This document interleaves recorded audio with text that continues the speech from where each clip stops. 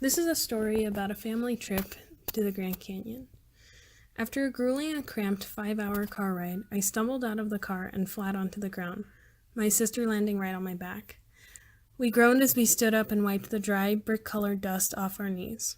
"Where are we?" I asked, as my sister's knee creaked and popped when she leaned over and stretched.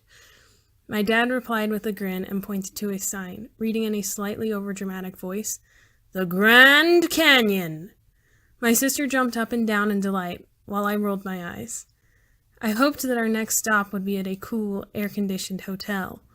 Instead, I stood next to the Grand Canyon entrance in Arizona on a hot summer day, beads of sweat already stinging my eyeballs and blurring my vision.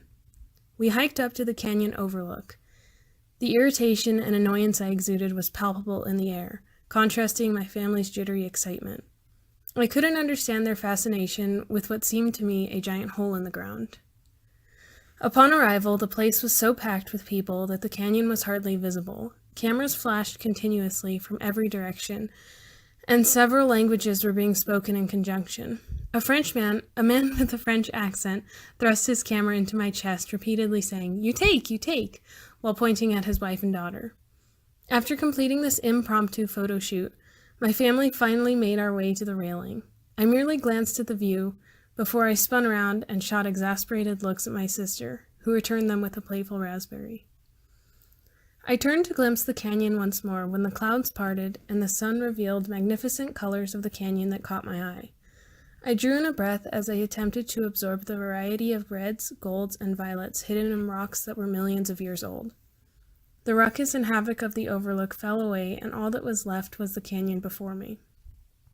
I tried to capture every possible nuance of the canyon, from the skyline to the setting sun's shadow dancing on its walls. The sheer magnitude of the power that created such a magnificent and monumental natural feature was awe-inspiring. I leaned over the railing to look down, whereupon my unknown and seemingly newfound acrophobia set in.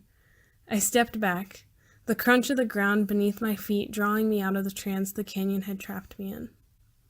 I was once again aware of my surroundings, the tourists with their cameras, the railing I was clinging to, and the cacophony of voices. My mind became clouded once more with the chaotic motion of it all, but I now had a discovered appreciation of nature and the feelings that it could arouse. A sense of harmony overcame me. I felt at one with nature, but as I stared at all the man-made, artificial additions to the canyon, I also felt outside of nature because its rules didn't technically apply to me. The canyon also gave me a sense of empowerment and disempowerment. I felt so small and insignificant standing next to its timelessness and immortality.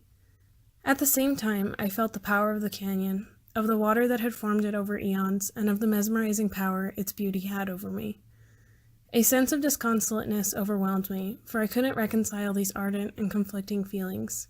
I contemplated this conundrum of existential ontologies, and came to the conclusion that I could spend a lifetime trying to solve a paradox that could only truly be explored by living. The profound duality of my thoughts resonated and forced me to open up and realize that there was so much more in this world that I wanted to see, experience, and discover, and that my closed mind was a wonderful thing to lose.